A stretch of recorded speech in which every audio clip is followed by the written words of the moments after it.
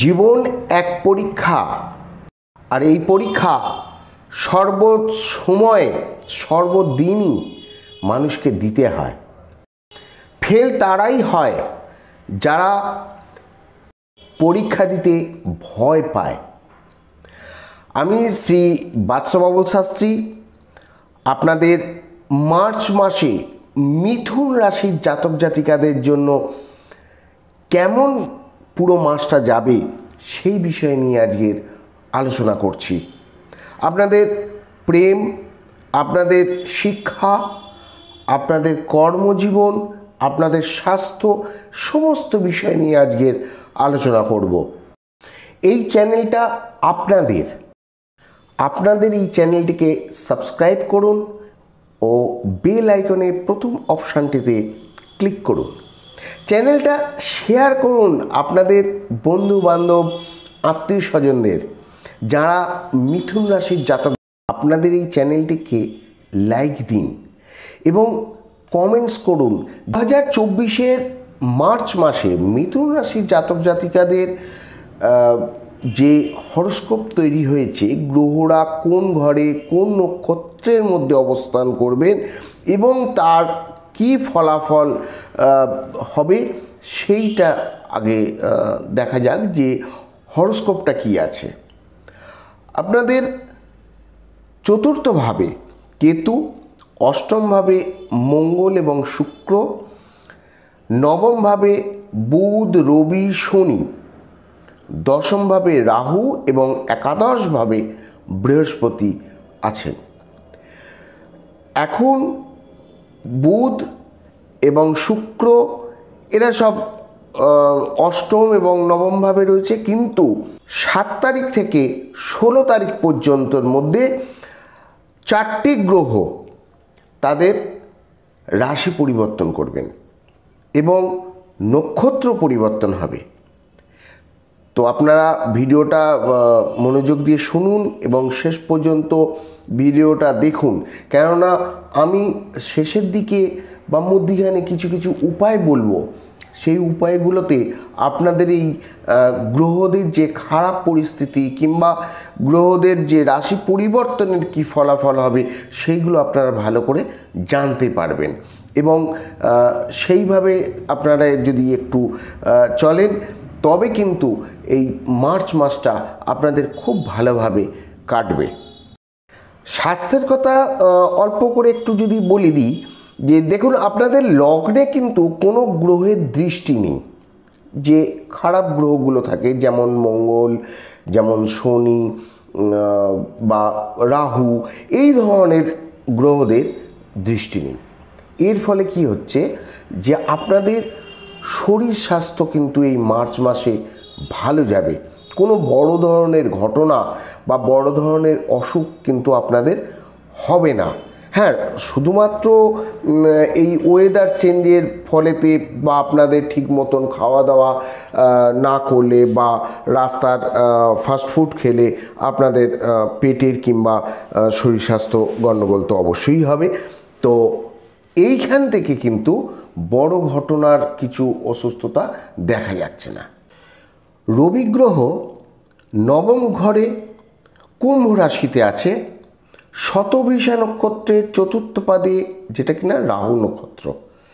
15ই মার্চের পর রাহুর যেখানে আছে মীন রাশিতে রবি প্রবেশ করবে। ভাগ্যস্থানে থেকে পরাক্রম স্থান, যেটা সিংহ রাশি হয়ে রয়েছে আপনাদের হরস্কোপ চার্টে, তো সেখানে তার সপ্তম দৃষ্টি পড়েছে। এর ফলেতে সাময়িকভাবে, পুরো মাসটা নয়, আপনাদের আত্মীয় স্বজন পরিবার থেকে আপনি বিচ্ছিন্ন হয়ে যাবেন। আপনাকে কোনো দূর দেশ থেকে যদি আপনাদের কোনো আত্মীয় কিংবা আপনাদের ঘনিষ্ঠতা কারোর সাথে যদি থাকে, তো সেখান থেকেও কিন্তু আপনি খুব একটা ভালো ফল পাবেন না। এবং আপনি যদি আশা করেন যে সেখানে আপনি যাবেন বা তার সাথে কোনো ঘনিষ্ঠতা সম্পর্ক তৈরি হয়েছে বিবাহের ক্ষেত্রে বা যে কোনো ক্ষেত্রেই হোক না কেন, সেখানেও কিন্তু আপনি হতাশের একটা খবর পাবেন। শনির সাথে আছে এবং শনি অস্তমিত হয়ে রয়েছে। আপনার মনের মধ্যে একটা নৈরাশ্য ভাব আসবে এবং এই নৈরাশ্য আপনাকে গ্রাস করে ফেলবে। 15ই মার্চের পর যখন রবি মীন রাশিতে প্রবেশ করবে দশমভাবে, তখন পরিস্থিতিটা পাল্টে যাবে। একাদশ এবং ষষ্ঠ ভাবে স্বামী আছেন অষ্টমভাবে। মকর রাশিতে মঙ্গল মকর রাশিতে উচ্চস্থ হয়, কিন্তু অষ্টম টু অষ্টম ভাব যদি দেখা যায় সেটা হলো পরাক্রম স্থান এবং সিংহ রাশিতে তৃতীয় ভাব। আপনাদের খুব সাবধান এবং সতর্কতা নিয়ে রাস্তায় চলাচল করতে হবে। গাড়ি অ্যাক্সিডেন্টের সম্ভাবনা আছে, বা যারা মোটর চালান বা কোনো কারখানায় কাজ করেন যেখানে ঘূর্ণীয়মান কোনো থাকে, কিছু মোটর অনেক বড় বড় থাকে, এরকম বড় বড় কারখানাতে দেখা যায়। তো সেই ধরনের কারখানাতেও আপনারা যারা কাজ করছেন মীন রাশির জাতকরা, তারা কিন্তু সাবধান থাকতে হবে আপনাদের, কারণ একটু অসতর্ক হলে বড় কিছু অ্যাক্সিডেন্ট হওয়ার সম্ভাবনা দেখা যাচ্ছে। কারণ এখানে মঙ্গল রক্তক্ষয় করিয়ে তবেই ছাড়বে। অষ্টমভাবে মঙ্গল খুব ভালো ফল কিন্তু দেয় না। মঙ্গল আছে দ্বাদশ এবং পঞ্চম ঘরের স্বামীর সাথে। শুক্র এবং মঙ্গলের জুটিতে কাম ইচ্ছা বৃদ্ধি পায়। মঙ্গলের সপ্তম দৃষ্টি দ্বিতীয়ভাবে পড়ছে। পরিবারের সাথে সম্পর্ক ভালো হবে এবং তার সাথে পড়োশি যে আছে তাদের সাথে কিন্তু সম্পর্ক খুব একটা ভালো হবে না। কোনো কিছু ভুল হয়ে গেলে সেখানে কিন্তু আপনাদের একটা লড়াই ঝগড়ার একটা প্রবণতা চলে আসবে। পঞ্চম ঘরের স্বামী অষ্টমভাবে এবং দ্বাদশ ঘরের স্বামী অষ্টমভাবে। শুক্র শিক্ষার ক্ষেত্রে পঞ্চম ঘর। তো এই শিক্ষা যখন আপনারা দেখবেন মঙ্গলের সাথে শুক্র আছে, এই সময় আপনাদের মনোসংযোগ কিছু নষ্ট হবে। কেননা মঙ্গল এবং শুক্র দুজনেই আছে শ্রবণা নক্ষত্র, যেটা চন্দ্রের নক্ষত্র। খুব একটা পড়াশোনার ভালো লাগবে না এবং কোথাও বেড়াতে যাবার ইচ্ছা প্রবণতা বৃদ্ধি পাবে। কিন্তু যখন 7ই মার্চ প্রবেশ করবে নবমভাবে, তখন আপনারা কিন্তু কোনো কম্পিটিশান পরীক্ষা কিংবা অন্যান্য যে ধরনের পরীক্ষা আছে আপনাদের এখনই শিডিউল হিসাবেতে, তো আপনারা সেই পরীক্ষায় অংশগ্রহণ করলে ভালো সফলতা পাবেন। 7 তারিখের মধ্যে প্রেমের ক্ষেত্রে বলা যায় যে শুক্র তো বিবাহ এবং প্রেমের কারক আছে পঞ্চমভাবে। তো আপনাদের পার্টনার হোক বা যে মেল ফিমেল যে পার্টনারই হোক না কেন, একে অপরের সাথে একটা সম্পর্কর খিটিমিটি লেগে থাকবে। শুক্র বিলাসিতা এবং সেক্সের কারক আছে শ্রবণা নক্ষত্রে। মনের মধ্যে কিছু কাম বাসনার বৃদ্ধি পাবে। কিছু পার্টনারের জন্য খরচ করার একটা ইচ্ছা আসবে, কিন্তু অর্থের দিক থেকে কিছুটা কম হওয়ার জন্য তাকে তার ইচ্ছা পূরণ করা যাবে না। তো এর ফলেতে 7 তারিখের পর আপনাদের খুব ভালো সময় যাবে। তো এই কটা দিন আপনারা একটু ধৈর্য ধরে আপনার পার্টনারের সাথে ভালো ব্যবহার করুন। শুক্র যখন নবমভাবে প্রবেশ করবে তখন এই শুক্রের গোচর আপনার জীবনে অত্যন্ত শুভ আনবে। আপনি আনন্দিত উচ্ছ্বসিত থাকবেন এবং প্রতি মুহূর্তে আপনার জীবনকে আপনি অনুভব করবেন। আপনার চারপাশে সব কিছু আবার একবার নিজের মধ্যে ফিরে আসবে, যেটা মানে আপনার এই 7 তারিখের মধ্যে আপনি পাচ্ছিলেন না। আপনি বেশ সৌভাগ্যবান হবেন।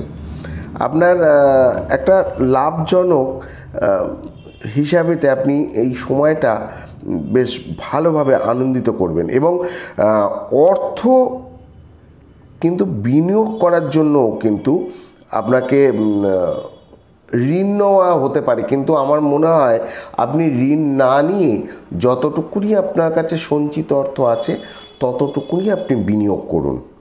সপ্তম ঘর থেকে বিবাহ দেখা হয়, তো বিবাহের স্বামী কোথায় বসে আছে না লাভ স্থানে বৃহস্পতি। বৃহস্পতির নবম দৃষ্টি পড়েছে সপ্তমভাবে। আপনাদের যেখানে বিবাহের যোগ চলছে কিংবা আপনারা বিবাহের দিন স্থির করতে পারেন, যখন কোনো গ্রহ তার নিজের ঘরকে দেখে তখন সেই ঘরের বৃদ্ধি করে। বৃহস্পতি আছে লাভ স্থানে, যেটা লাভের ঘর, এবং সেই ঘর থেকে সপ্তম ভাব যেটা বিবাহ স্থান দেখা হয়, পতি পত্নীর স্থান দেখা হয়, ব্যবসার স্থান দেখা হয়। তো ব্যবসাদারদের ক্ষেত্রে আর্থিক বৃদ্ধি, ধনবৃদ্ধি এই মার্চ মাসে যথেষ্ট ভালো হবে। দাম্পত্য জীবন ভীষণ মধুর হবে। যারা নতুন বিবাহের ক্ষেত্রে যোগাযোগ করছেন কিংবা নতুন বিবাহের দিন ঠিক করার জন্য পরিকল্পনা করছেন, তাদের এই সময়টা বা এই মাসটা ভীষণ ভালো যাবে। এই সময় আপনারা দাম্পত্য জীবনের পার্টনার যারা আছেন তারা আপনারা বেড়ানোর কোনো প্রোগ্রাম বানাতে পারেন, আপনারা কোনো ভালো কিছু কেনাকাটার প্রোগ্রাম করতে পারেন যে এই সময়টা কেনার, কিংবা আপনারা কোথাও চাকরির ক্ষেত্রে যদি কোনো যোগাযোগ করতে চান তো সেখানেও আপনারা চাকরির ক্ষেত্রে পরীক্ষা দিতে পারেন। বৃহস্পতি ভরণী নক্ষত্রে আছে, শুক্রের নক্ষত্র এবং দ্বিতীয় পাদে। আপনাদের আনন্দময় সময় হবে এবং এই সময়টা যে পুরনো যে আপনাদের একটা মনের মধ্যে খারাপ অবস্থা ছিল পার্টনারদের দিক থেকে বা আপনাদের ব্যবসার ক্ষেত্রের দিক থেকে, সেইটা কিন্তু খুব পরিষ্কার হয়ে যাবে এবং আপনি আশাবাদী এবং উৎসাহী হয়ে উঠবেন। আপনার সমস্ত প্রচেষ্টা সফল হবে। আপনার আয় বৃদ্ধি এবং একাধিক উৎস থেকে, কেউ ব্যবসা করছেন তার সাথে চাকরি করছেন, কিংবা আপনারা আলাদা আলাদা ব্যবসা করছেন স্বামী স্ত্রীরা, তো বিভিন্ন উৎস থেকে আপনাদের লাভবান হবে। আপনাদের জনপ্রিয়তা বৃদ্ধি পাবে এবং আপনার বন্ধু এবং পরিচিতদের সংখ্যাও কিন্তু বৃদ্ধি হবে। আপনাদের ভাগ্যস্থানে আছেন শনি, এবং কর্ম এবং ভাগ্যের যে গ্রহ হয়, কারক হয়, তিনিও শনি, এবং তার তৃতীয় দৃষ্টি কোথায় পড়ছে? বৃহস্পতির কাছে, লাভ স্থানে। গুরু 10 লর্ড আছেন লাভ স্থানে একাদশভাবে। বৃহস্পতি বর্তমানে মার্গী এবং ভালো স্থিতিতে আছে। শনিদেব মার্গী হলেও অস্ত আছে।